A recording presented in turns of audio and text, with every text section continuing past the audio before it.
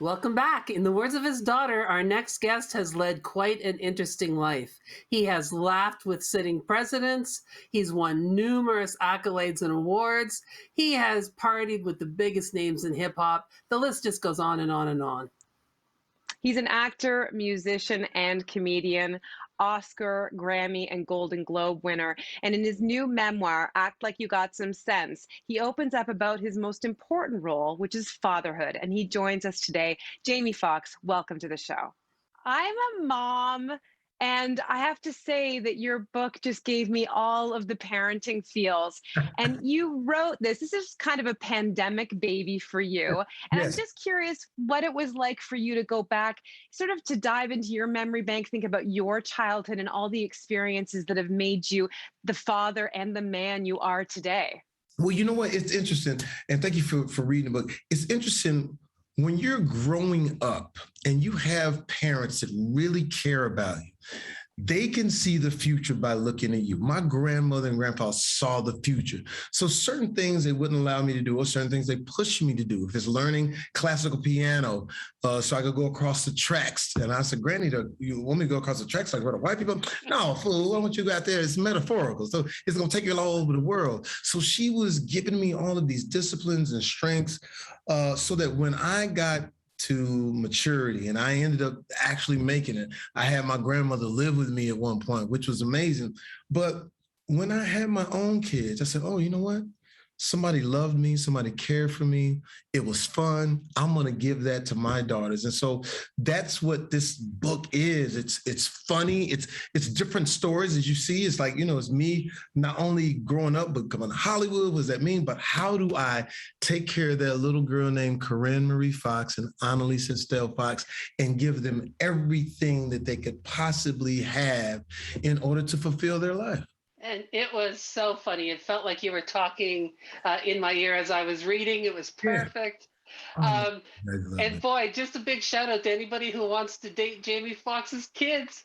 Not only do you have to pass Jamie Foxx, you got to pass Snoop Dogg. Yes. So how did that go over? What were the reactions to that? Well, you know what it is? It's like, it's weird saying this, but I've known Snoop for a long time. So when people see us as Hollywood, that's our job. But Snoop is a real person, kids, family. So Snoop knew how I felt about my daughter. I said, oh my God, I hope I don't have to crack nobody's head. And then the next thing you know, Snoop is at my crib and my daughter and her boyfriend show up. I said, Snoop, there he is right there. Shake him up. And Snoop walks over. Hey, what's going on, nephew? Hey, you know what's going on? Like if you don't handle yourself correctly, you understand what's going to happen? And so, but I watched how the young man handled it. And I said, wow, Mark's up. Because what I always told my daughters, I said, listen, I am a guy. I opened up the lines of communication with my daughters early.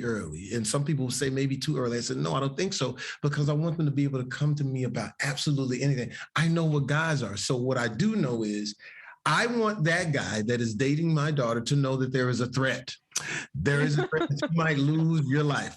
And the reason I do that is because I care about him so. The winds are going to blow so hard, no matter if you're in Hollywood or if you're in Texas or whatever like that. And when it comes to relationships, she needs to know that there's somebody that will come running, maybe not to kill him, but at least listen. Yeah. Oh, I love it.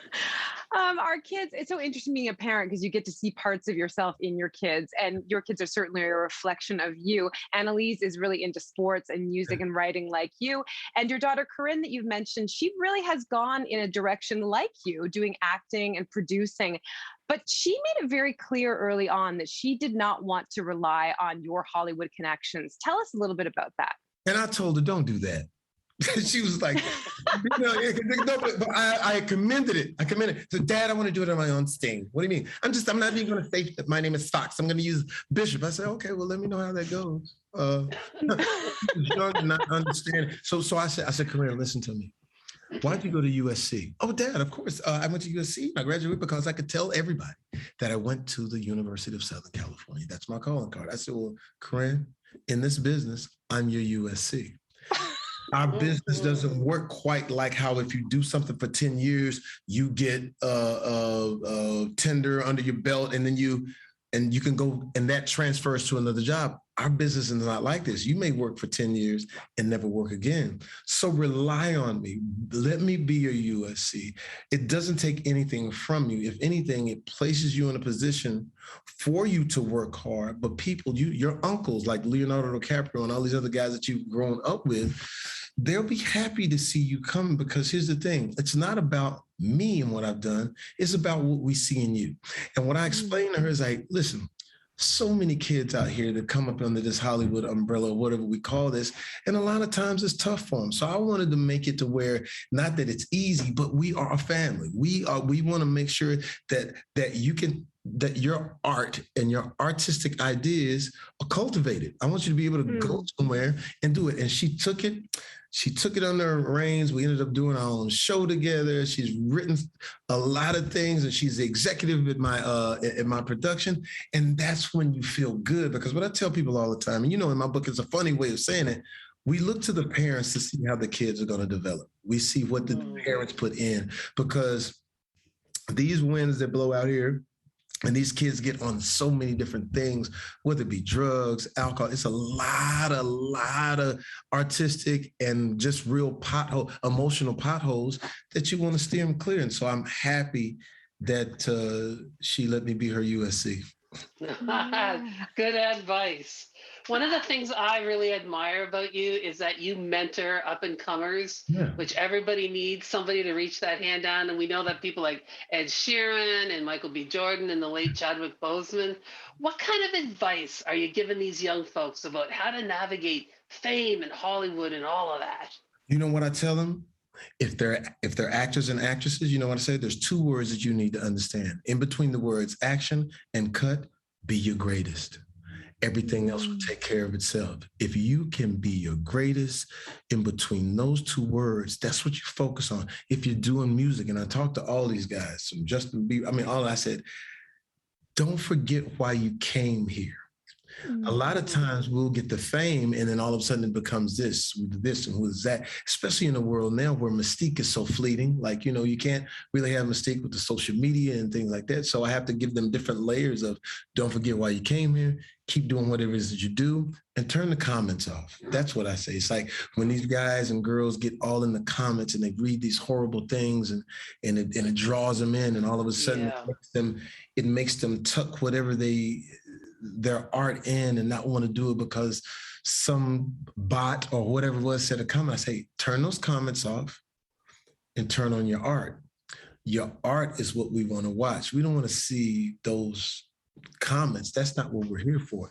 And if they can take all of that in and just sort of be ready for disappointment, but also be ready for accomplishment. Everybody says, you're going to bump your head. I said, man, maybe you're not going to bump your head. Maybe you're going to soar into the heavens. And it feels good to have Ed Sheeran and Nick Cannon and all these people that come to my place because guess who told me about it?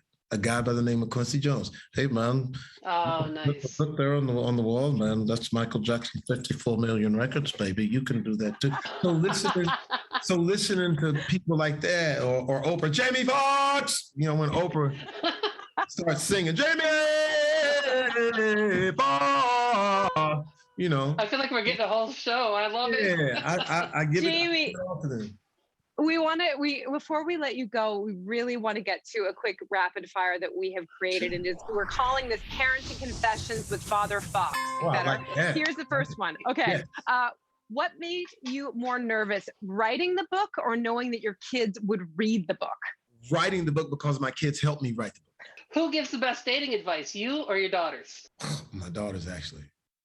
Because they say, Dad, don't give up on love. I said, oh, love it. There might be marriage in your future yet. No, we won't hold you to that. Okay. Which will cause more waterworks for you? Graduations or wedding?